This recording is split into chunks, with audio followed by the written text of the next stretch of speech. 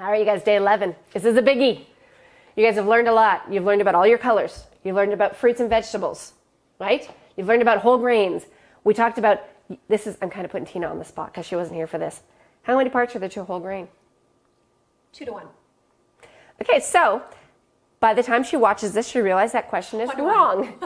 There are 3 parts to a whole grain, and why it is so incredibly important to read what is in your food to make sure that it's listed as a whole grain, right? The outer layer is your fiber, the inner layer is your germ, and that's where all your nutrients are, and the endosperm in between is what is in most white rice and white meat, or white rice and white breads, and in the filler. There's a lot of stuff. You want to stay away from that. All right, so now she knows, but in all fairness, she hadn't seen the previous one that we're doing yet. So we've learned about getting fiber. We've learned about how to balance our diet.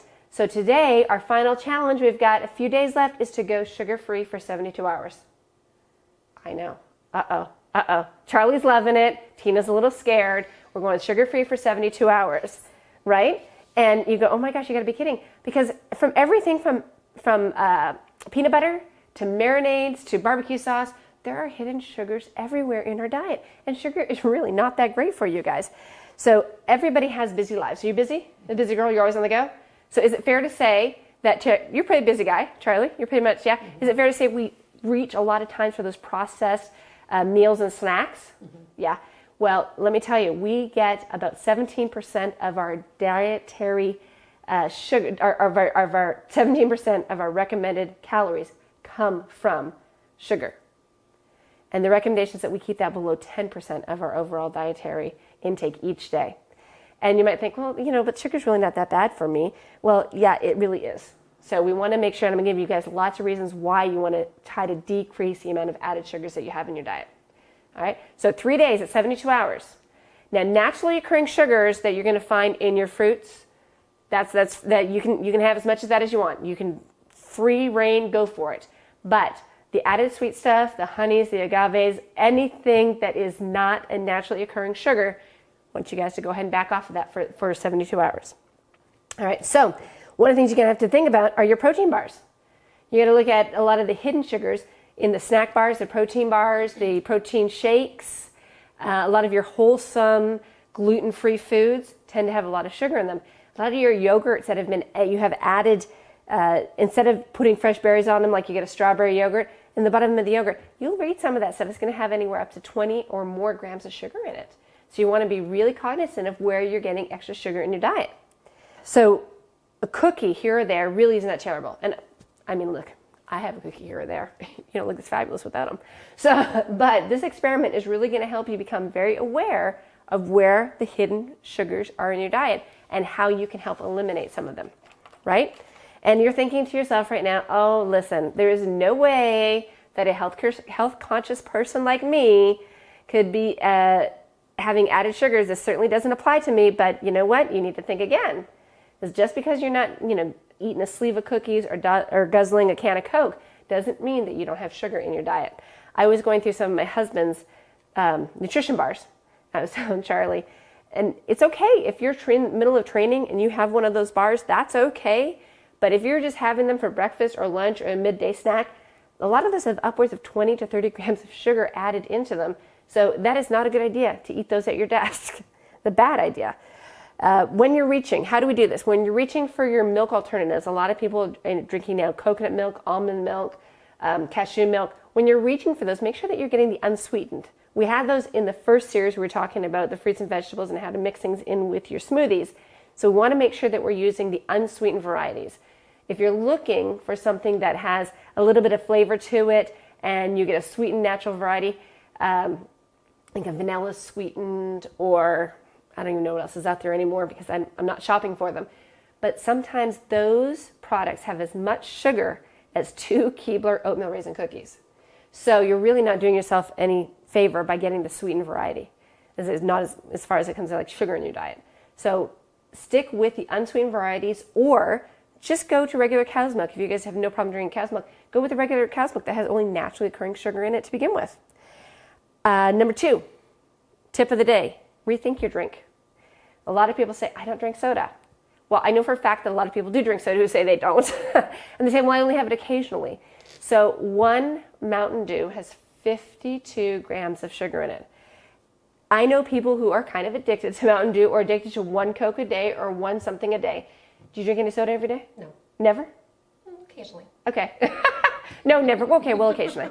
So if we can just cut that sugar out of our diet, you can lose up to 10 pounds 1 year by doing absolutely nothing else. Not changing your activity level, not changing anything else in your diet, but if you can cut out a sugary drink from your diet annually, you'll lose 10 pounds, right? Who doesn't want to lose 10 pounds? I don't know, right? So people say, I'm not drinking any of this soda. It doesn't apply to me. What about coffee? Is anybody here drinking coffee? Who's putting creamer in their coffee? Who's putting a little bit of sugar in their coffee with their milk, right? What about your what are they? The frappa, mocha, choca, almond, latte, whatever it is that you have? Yeah, ever have any of those? No. No, yeah, me neither. So 1 16-ounce, so smaller. So one of the smaller ones, not a grande or not a venti. So one of the 16-ounce black and white mocha Starbucks coffees has 50 grams of sugar.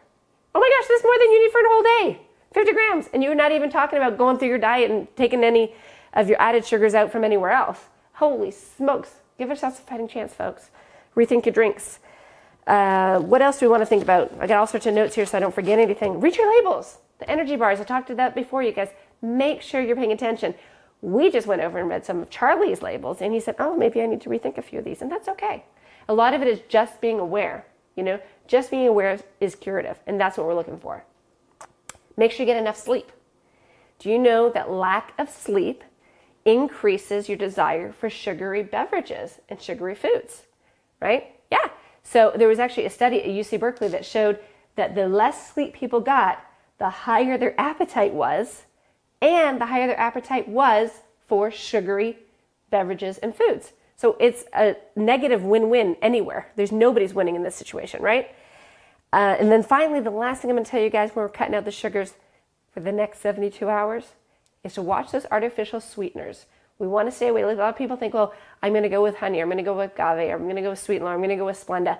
And there's been quite a bit of research that has showed a correlation between artificial sweeteners and weight gain versus weight loss.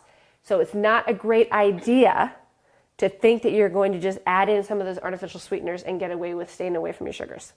Not a good one. So how do you do this? First thing is, again, we talked about plain yogurts. You guys take your plain yogurts, read the labels in your yogurt. Do you eat the yogurt that already has the mix on the bottom? You just mix it up? You ever know? Okay, you guys are ahead of the game. Good job. But a lot of people do. In fact, in our fridge at home, I am so throwing Todd under the bus all the time. In our fridge at home, he has his own little section. And I opened up the drawer and I looked at that, and he likes his Greek yogurt with strawberry and mixes it up. And oh my gosh, this stuff has got close to 30 grams of sugar in it. You've got to be so careful. If you had plain yogurt and you just put some frozen berries or fresh berries in it and mix that up, it's going to taste just as good and it's going to be so much better for you. So number one. Number two, how about if we replace candy with homemade trail mix? I love to make my own trail mix because I get to put exactly what I want in it. A lot of times if you go to the store to buy it, it's going to be heavily salted, number one. And number two, there's always something in it that I don't like. So if I make my own, I've got this. And I love almonds. Almonds are great for you. And I love to have seeds in there. So I've got some of my sunflower kernels. You can see I always got sunflowers on hand. But also to use this, you use dried cherries and dried blueberries. Antioxidant rich, great for you, and super sweet. So this is a little bit of a homemade trail mix that I have made. Go ahead and taste that for me. Let me know what you think. Charlie, you want to taste it? Of course. Well, those are just almonds. There you go. Get a little scoop. Yeah, there you go. Thank you. Right. Very good. Pretty tasty, right? Mm-hmm. I know. Here's the other one. So this one I actually make because my husband won't eat that one. He's like, I'm not going to eat. You're just trying to kill me with dried fruits. So he's a lacrosse player. They don't have the same nutritional dietary guidelines that some of us do. Sorry, lacrosse players. Now this is another one. He loves cashews. So I've got cashews in here. Cashews are great. These aren't salted. Mm-hmm. I've got cashews. I've got almonds because I love my almonds. And I've got, of course, my cranberries. I love my cranberries and my cherries. But I've also put in a few of these little itty bitty pieces of no, this is dark chocolate. She's like, I'll just have that, please. Yes, it's a little bit of dark chocolate. So go ahead and taste that. And you'll notice nothing has got any added salt to it. Yeah, that's really Yeah, go ahead and try that. cutting salt in.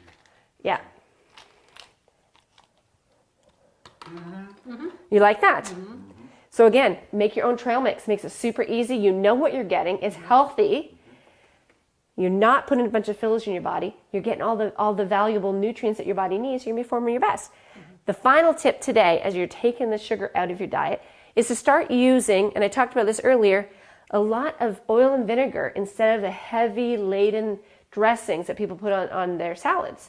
I don't know if you guys have ever seen this, but you'll go to a somebody gets a salad or a salad bar, and they've loaded it up and it's this beautiful mountain of colors and everything is fresh and fantastic, and then they literally put so much salad dressing on it you can't even see what was underneath. Have you guys ever seen that?